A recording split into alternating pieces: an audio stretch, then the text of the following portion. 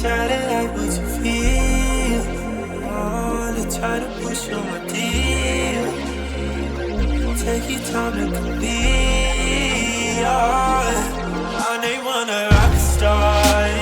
I can't be the one for you, but you let me wait here. I'm impatient, but I take it.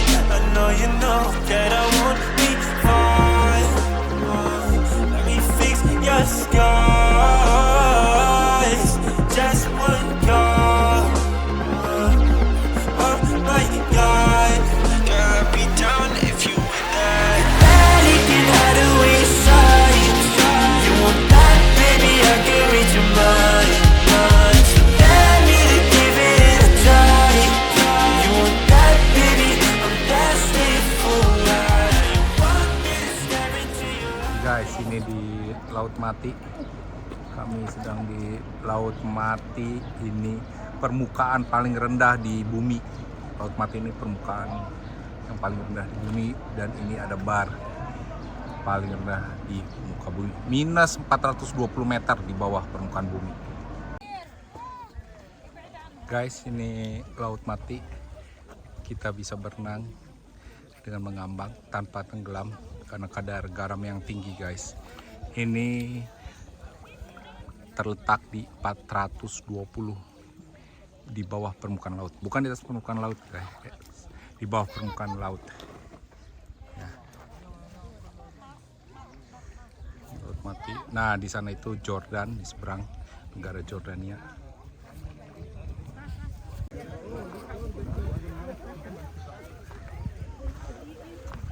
Ini main gulat di sini seru ya? Aku ngeliat muka lu baru lucu. Laut sana. Semuanya 1, 2, 3. Aduh, ibu-ibunya belum pada hitam. Masih cantik ya?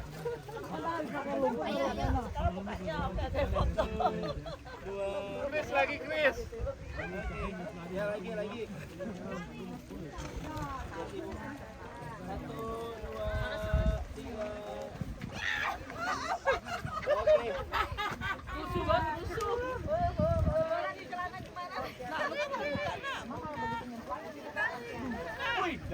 Sedang mandi lumpur, guys.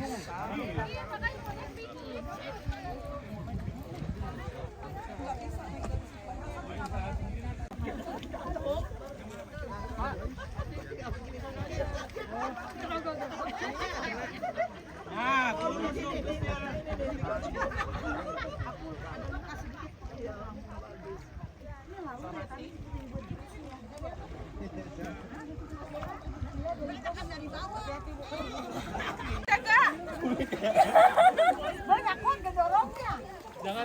Jangan berdiri, mendingan ngerayap, jongkok. Lu kalau berdiri jatuh loh. Bantuin dong Mas. Ini ya berarti ya? Iya udah ngerayap aja, nggak apa-apa ya. Ngerayap, jongkok. Nih, ngapung nih sini. Terus sini.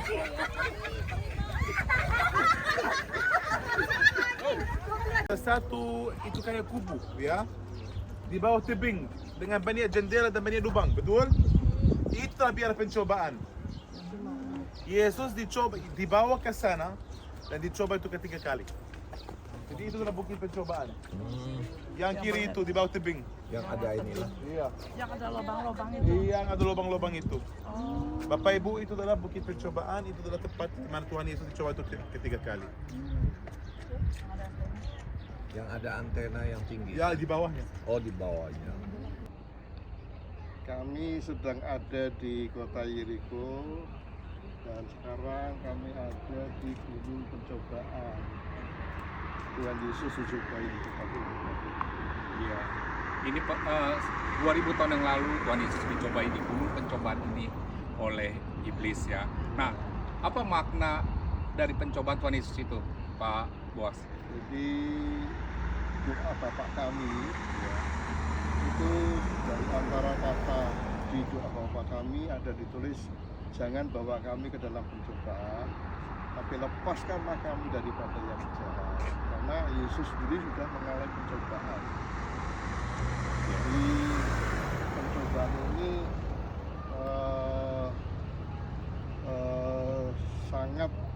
penting untuk kita tahu ya, karena doa Bapak kami itu isinya memang banyak hal yang luar biasa Pak.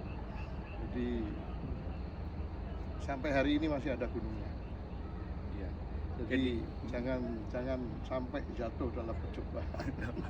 Nah, para sobat semua, bahwa apa yang Alkitab katakan itu tentang bagaimana Yesus dicobai di 3 kali, itu memang ada tempatnya di sini. Nah, Alkitab itu bukan karangan yang tanpa dasarnya, tapi ada fakta sejarahnya. Ya, begitu ya, Pendeta. nah, Nah, Yesus menang dalam Cobaan pencobaan itu.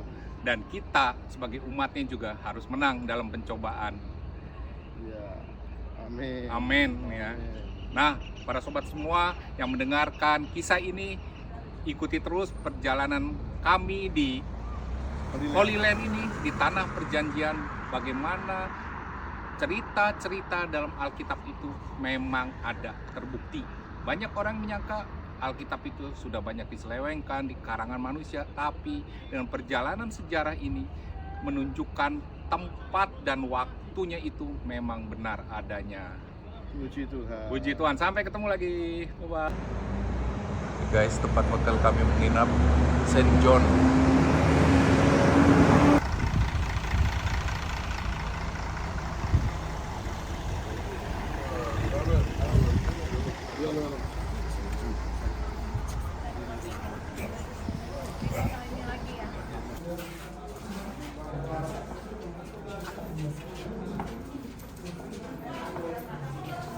Ada kursi, lesehan Bapak Ibu. Nah, di sini tuan rumah. Siapa tuan rumah? Tuhan Yesus hadiah. Bapak Ibu ada jawab, ada hadiah. Tidak ada jawab. Firman indah. Anha brakadabra. Nah, Bapak Ibu, ini disalib mas asli, brilian asli.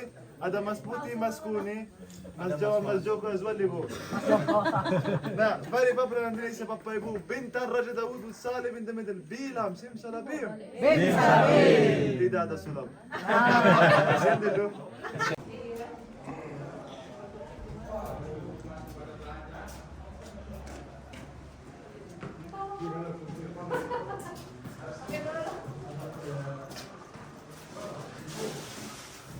Last Supper.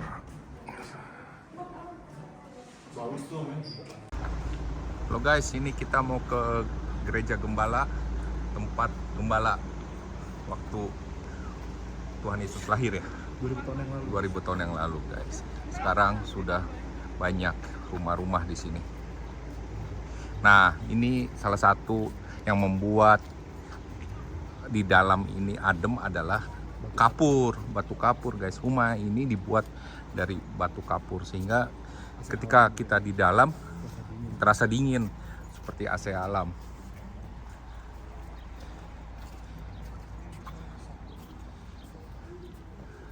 Gloria in excelsis Deo.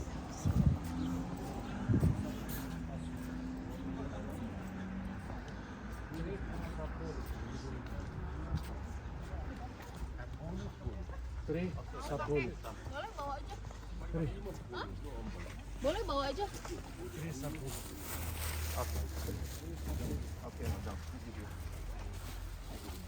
You want us?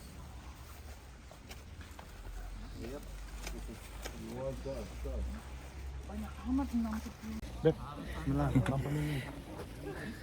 Nah guys, bersama Daniel dan Tine nih. Kemarin mereka naik ke Gunung Sinai. Ya, bagaimana pengalamannya? Capek. Tapi benar-benar pemandangannya benar-benar bagus banget sih.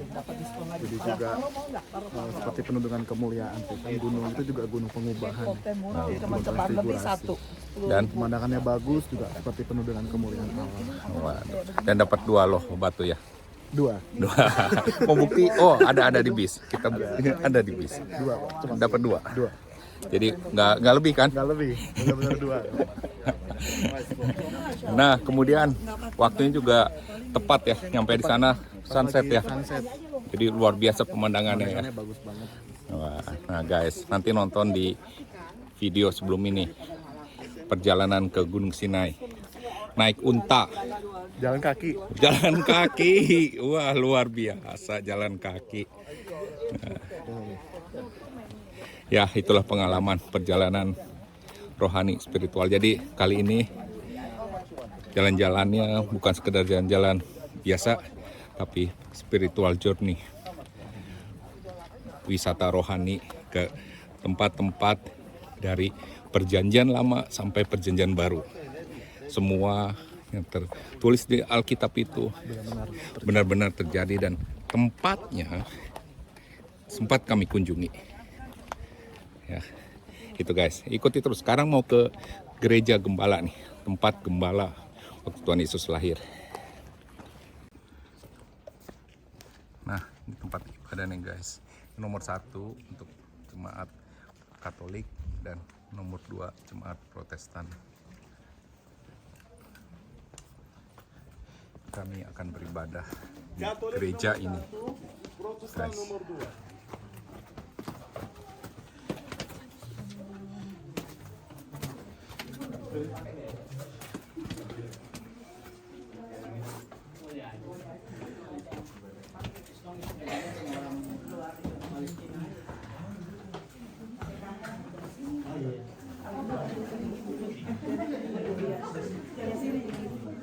Batu itu semen. Ini batunya itu semen aja.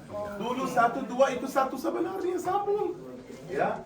Dan menurut tradisi, inilah tempatnya di mana telah terjadi peristiwa penampakan malaikat kepada gembala-gembala sambil mereka menjaga kawanan domba mereka.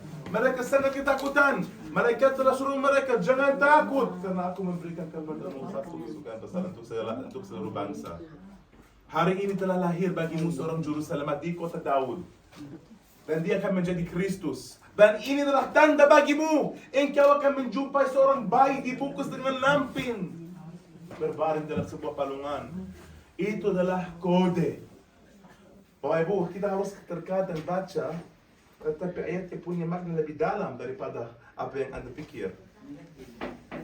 Bayi kalau dibungkus dengan lampin tidak pernah dibungkus dengan, bayi kalau dibungkus tidak pernah dibungkus dengan lampin. Karena lampin itu kafan. Itu kayak kafan, saudara. Dan palungan itu bentuknya kayak peti mayat. Jadi arti ini adalah tanda bagimu, engkau akan menjumpai bayi dibungkus dengan lampin, udah berbaring dalam sebuah palungan, bahwa dia lahir untuk mati.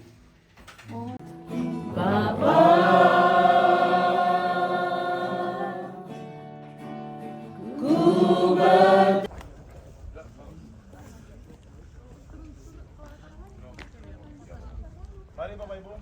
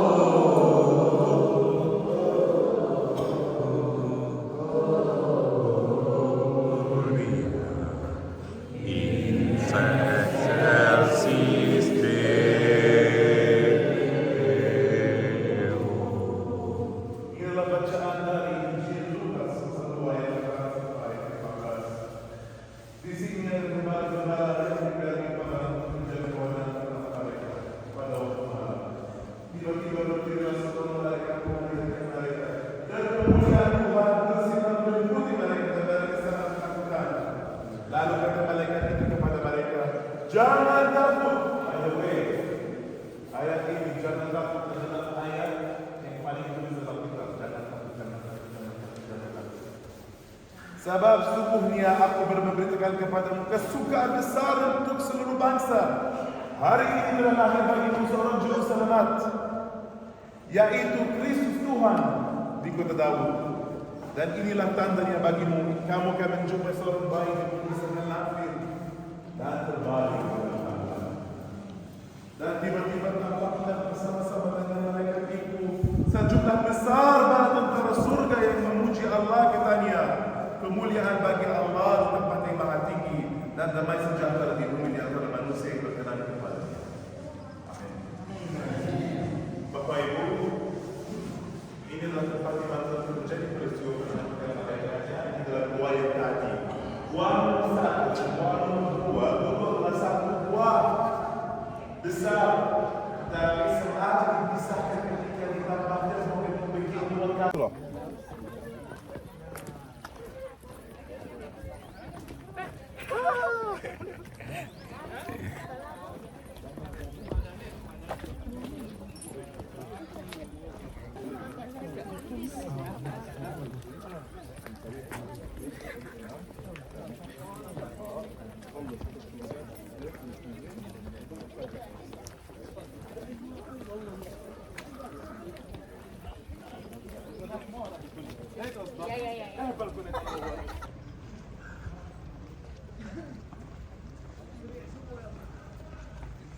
Ini guys, ini gereja tempat Yesus dilahirkan. Ini adalah lubang jarum.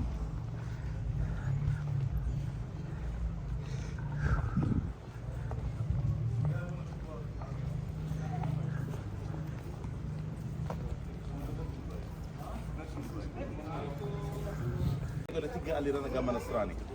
Saya harus tawarkan Bapak Ibu karena saya setiap minggu ke sini. Jadi grupnya biasanya lihat ini juga contoh dari Indonesia, mereka berbaris di sini. Dan kalau mau nanti bisa pesan fotonya, dia akan bikin.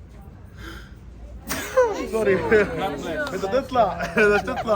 Ya, terima kasih, itu alergi. Ya, jadi saudara dan saudari harganya $8 per foto. Tetapi bagaimana? Orangnya berbaris, lalu kalau mau pesan. Sorry.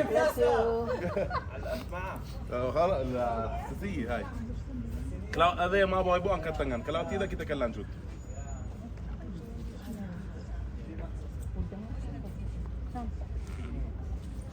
Lanjut.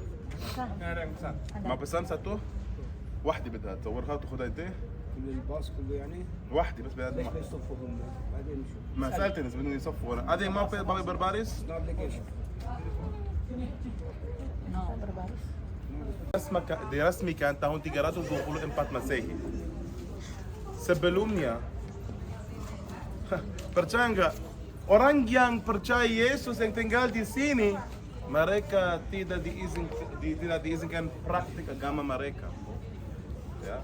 Hanya setelah Kaisar Konstantin berhasil menyatukan 2 bagian dari kekaisaran Romawi di bawah satu pemerintahan dia mengirim ibunya Santa Helena ke Tanah Suci. Lalu dia membangun 4 gereja pertama. Yang pertama dibangun adalah gereja ini. Tetapi ini adalah gereja, menurut saya, gereja mukjizat juga.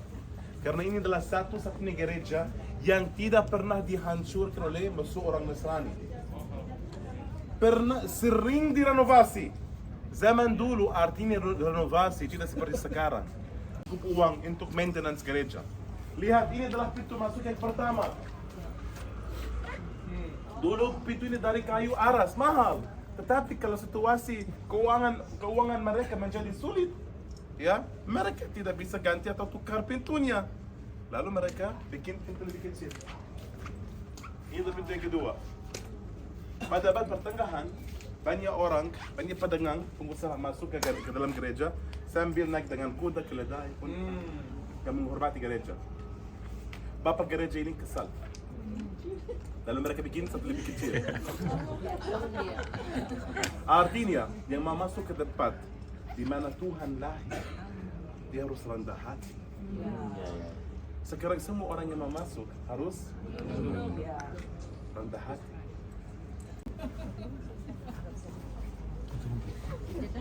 kita buat gereja di Indonesia pintu yang gini gimana? Hah? Bisa juga.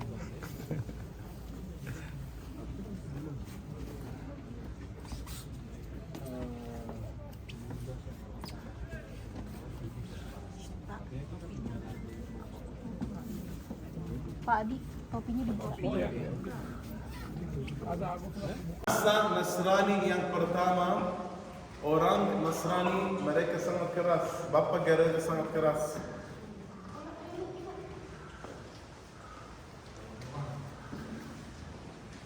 Oleh 3 aliran agama Nasrani, pasti mereka ribut-ribut. Siapa berhak untuk memimpin ibadah dan misa di dalam kandang kelahiran Tuhan Yesus pada tanggal 25 Desember, betul? Jawabanku adalah no, mereka tidak ribut. Kenapa? Karena hanya Katolik berhak untuk memimpin ibadah dan misa di dalam kandang kelahiran Tuhan Yesus pada tanggal 25 Desember. Kalau Katolik ikut kalender Gregorian, kalau Ortodoks Yunani, the Julian. Kalender Julian itu artinya kalender mereka berbeda dan mereka memimpin atau mereka merayakan Natal tanggal 7 Januari. Kalau Armenia 18 Januari. Ya, itu adalah alasannya.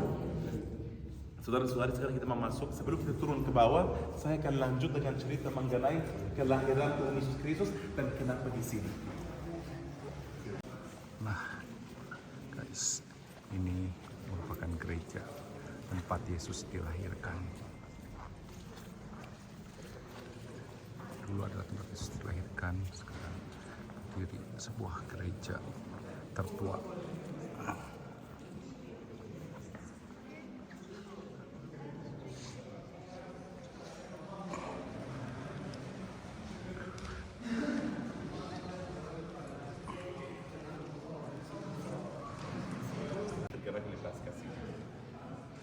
Lalu dia tawarkan dan memberikan kepada keluarga kudus untuk bermalam di dalam sebuah kandang domba.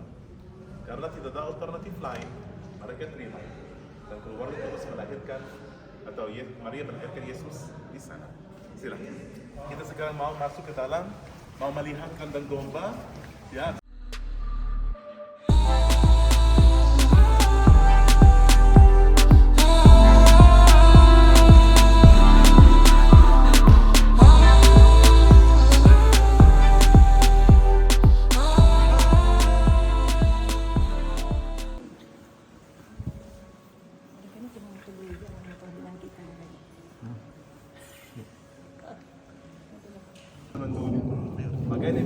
Makanya bisa tahan sampai sekarang. Ini adalah patungnya Santo Jerome. Dalam bahasa Yunani dia disebut Hieronymus, ya. Tetapi dalam bahasa Latin, bahasa kita juga namanya Jerome. Nah, saya tahu Anda mau foto. Silakan kamu bisa foto. Dan ini adalah salib Yerusalem. Salib besar di tengah, 4 salib kecil di sudutnya, melambangkan firman Tuhan yang telah tersebar ke 4 penjuru mata angin. Jadi inilah salib Yerusalem. Bapak Ibu silakan foto sebentar. Setelah kita selesai, kita akan kembali.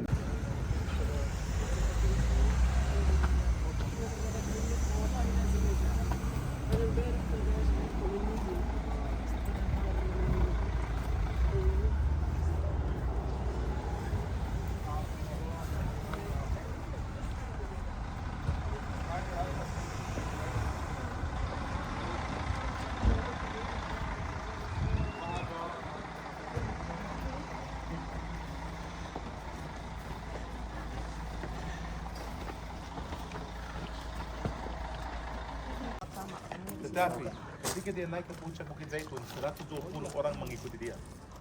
Dan waktu dia masuk, atau waktu dia sampai ke satu batu, menginjak di atas satu batu, kita langsung ke surga. Yang hadir di sini mereka bertanya, kapan kamu akan kembali? Pasti kembali ke surga. Dia nggak menjawab.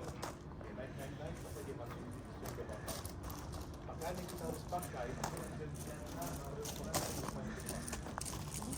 kitab yang masuk dengan pada akhir zaman di Bukit Zaitun. Ini. Kalau dia telah ke surga, dari sini kita kembali ke sini. Mari kita masuk ke dalam, saya akan tunjuk ke tempat.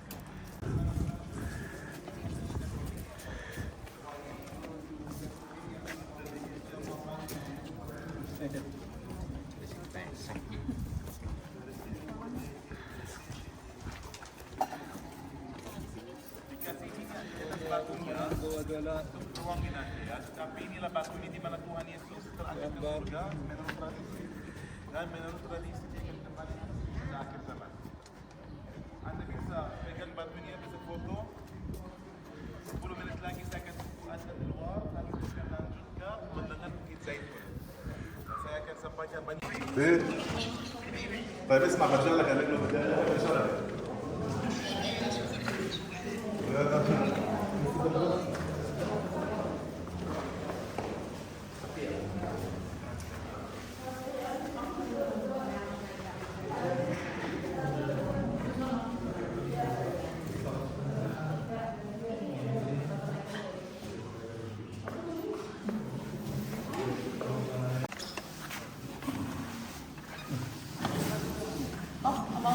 keluarnya.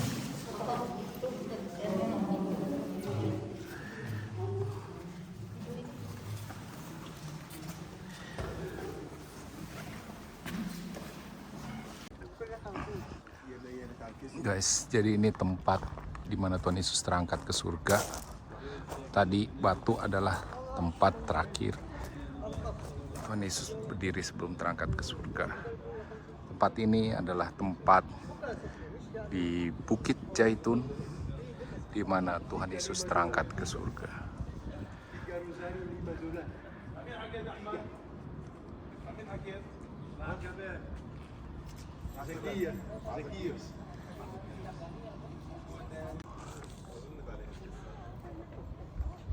Ini monumen situs bersejarah, guys. Tempat di mana Tuhan Yesus terangkat ke surga. Terakhir kalinya Tuhan Yesus ada di bumi, kemudian di tempat ini Tuhan terangkat ke surga. Mengakhiri misinya penyelamatan manusia, menebus dosa umat manusia. Guys, ini Paternoster adalah tempat Yesus mengajarkan doa Bapa Kami dalam bahasa Aramaik.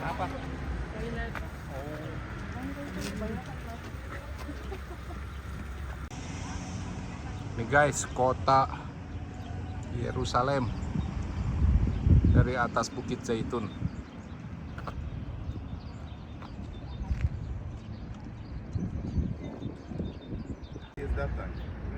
Kuburan Yahudi Termahal dari 3000 tahun yang lalu. sampai $20.000. Mahal sekali. $20.000 per tempat, per kubur. Nah, antara Bukit Zaitun dan Bukit Yerusalem, mana lebih tinggi? Yerusalem atau Bukit Zaitun? Makanya Tuhan kemana dengan Salom. Nah, jadi antara Bukit Zaitun dan Bukit dan kota Yerusalem ada lembah Kidron. Itu lembah Kidron. Di atas sana ada kuburan lain. Nah, itulah kuburan orang Muslim. Di situ ada satu pintu terbang kayu. Guys, ini Taman Getsemani ketika Yesus ditangkap. Waktu itu sedang berdoa malam hari, kemudian ditangkap oleh para tentara di Romawi di bawah imam besar Kayafas.